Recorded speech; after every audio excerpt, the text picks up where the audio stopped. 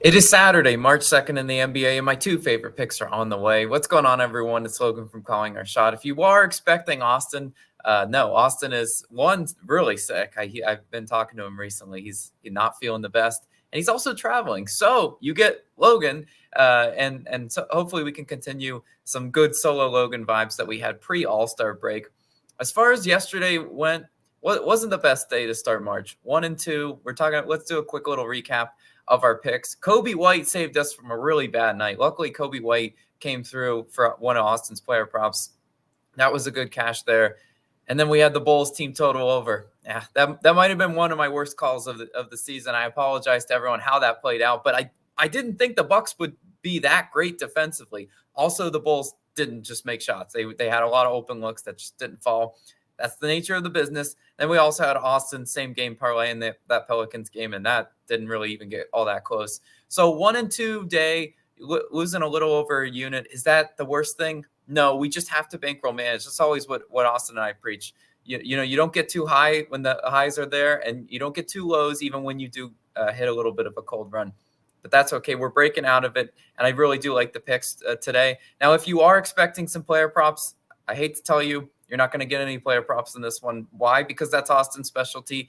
You don't want me picking them. Trust me. I'd be throwing darts. You don't want me throwing darts. You want me knowing what I know. And I'm pretty good at seeing and analyzing spreads and totals. So that's where I'm going to be today. I have two spread/total picks that I really do like. And hopefully we can go 2-0 and on this Saturday slate. Now let's start with our first one. It's going to be a money line. It's a plus value money line.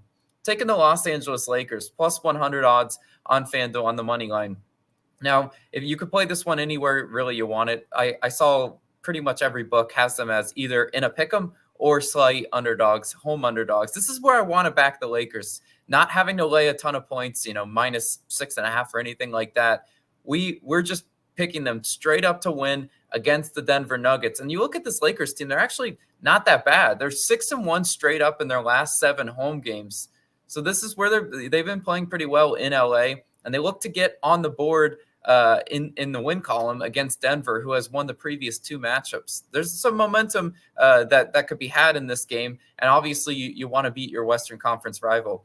To note, Jamal Murray is questionable, but I'm betting on this game now on the assumption that he plays, because if you look at these games, it's really tough. I mean, you don't want these picks at right before tip-off. We have to do a little bit of forecasting. If he does play, he does play, and this line will probably stay steady where it is. Now, if he doesn't play, it could shift a little bit in our favor. So again, I don't see any problem with betting it now. My analysis is still the same regardless. Now, Denver's offense is not the same on the road as it is at home. On the season, Denver 22nd in points, 21st in three-point percentage, 28th in free throw percentage. This is where we want to catch them. We know for a lot of the pre-All-Star break, Denver was a really bad road team. They've since sort of corrected for that, but they're just not the same offense. You can call it what you want. They're not the same offense. And the Lakers have been better post All-Star break at defending the three-pointer. If that continues today, I really like our chances in this one. You got to limit the damage that Denver can do behind the arc. And I think they do that. In their most recent February matchup in LA, the Lakers had to start Max Christie with no D'Angelo Russell, and they lost that game 114-106. Obviously, could D'Angelo Russell have been the key missing piece in that one? Absolutely. I mean, I want to start Max Christie. If Max Christie's starting this game, I'm not betting LA. But we should get D'Angelo Russell in this one, barring some unforeseen circumstance. Also in that matchup, kind of talking about weird stuff, Michael Porter Jr. had 27 points on 4 for 7 from 3. He went 11 for 20 field goal percentage overall. I don't see him duplicating that this time around. Why? Because you're not that guy, pal. I just simply don't think Michael Porter Jr. is capable of having that good of a game a second time. And that's just a percentage play. You can disagree with me all you want. I know who Michael Porter Jr. is. I know he's not an efficient scorer. And he was efficient in that game. So I'll take my chances this time around that LA defends him a little bit better and that the shots aren't falling at that high clip for MPJ. And this is also, last point of note, this is a momentum game for the Lakers. The Nuggets on the season have been bad on the road, partially because the defending champion target on their back. When you go out to all these road arenas, they get a pretty decent attendance because you're being hunted. Denver, obviously, in this spot, They know that they're being hunted by LA, and LA, you have to gun for the top. I'm expecting big games from the King, LeBron James, and Anthony Davis to really carry us to victory in this one, because LeBron knows certain regular season games mean a little bit more than the other ones. He's a savvy vet for a reason. He knows that you can steal a pretty good bit of momentum winning this one in Denver and propelling you to finish out the season pretty well. I think this game just means more for the Lakers. I think they show up at home in front of that home crowd and they take care of business against the Denver Nuggets, get the outright win for us. Now let's talk about our second pick. It's going to be a total.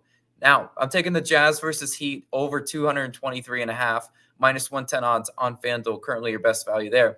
Would I play this one up to 224.5 if it goes up there? Sure. You kind of look at how this total's been opened. It's been bet down a little bit, because a little bit of the public percentage is on the under, but I would play it anywhere in that range. I really do think this game does go over. And yesterday, brutal call on my end for picking the Bulls team total over. It's bad shooting. And their previous matchup, you look at these two teams, Miami won 117-109 going over this line. That game was back in Utah, and in that game, both teams shot atrociously from three. You'd swear I picked each of their team totals, right? Miami shot 29% and Utah shot 26% from three. That was, to me, a worst-case scenario. I've already seen the worst-case scenario between these two teams, and it still ticked over this line. The road Jazz are able to score, but they don't defend at all. That was the problem the last time I picked them a couple days ago in Orlando. I said they should be able to score, and if they can just give us a little defense. Well, at the end, they absolutely imploded and let Jalen Suggs go nuclear. On the road, it makes sense, though. Utah's defense, 27th in points allowed, 28th in field goal percentage allowed, 26th in three-pointers allowed. So Miami doesn't even have to be that great offensively. The shots will be there. Over the last 10 games, Utah's 30th. And three-pointer field goal percentage allowed and frequency allowed. They're giving up a ton of looks from three. They're giving up a ton of made threes and open looks. Can Miami knock down the open threes that we need them to do today? I really think so. I think the looks are certainly going to be there. At home, Miami's 7th best in three-point percentage made. So they should be there. The looks should be there, and hopefully the shots are falling. Again, we can't go out and make the shots for them, but all we can really ask for is the attempts. Utah, not a good defense. I watched a lot of dribble penetration kick to a wide open guy in that Magic game, and I was just like, oh, it was really making me pull my hair out. But that was that game. I still don't think Utah's really corrected a whole lot of their defense in that one. And honestly, Miami, 23rd in three-point percentage allowed at home. The looks should be there for Utah as well. That's what I'm saying. I think there's offense on both sides. I think they can really easily get up and over this number. Utah's offense already kind of got a warm-up, in my opinion, against a really good Magic defense. They managed 107 points in that last game, shot 43% from three, 82% from the free throw line. I like the Jazz because they are a pretty solid free throw shooting team. And when the shots are falling from three, they certainly have a lot of guys on that team that can get hot. If Utah gets us in the 107 to 110 point type range for themselves, I really like our chances because I don't see them presenting much of an obstacle for the Heat. There's a reason why the Heat are 7.5 point favorites. They could easily run and hide from this Utah team. In their December matchup, last point of note, Lauri Markkanen had a really off night. He only scored 12 points on 1 for 8 from three-pointer. Lauri Markkanen is a better player than that. I think we see a obviously better performance just percentage-wise from Markkanen. We need Lauri and we need Sexton to show up. There's no reason for me to think that those two players won't and contribute to the Utah side. Again, as I already mentioned, I think there's plenty of scorers, very capable scorers on that Miami side to carve up what I'm going to go ahead and deem a terrible Utah defense. They just looked lost most of the year on the road. And that's why we're going to go ahead and take the over 223.5 in that Jazz versus Heat game. So that'll do it for the picks today. Let's do a mini little recap. Lakers on the money line and that Jazz versus Heat over I just talked about. Thank you all for watching this video. Austin should be back tomorrow in the normal setting for his videos. If he's not, I'll go ahead and continue to take over. But I really do enjoy doing these picks. Thanks for watching. Let's have a big Saturday.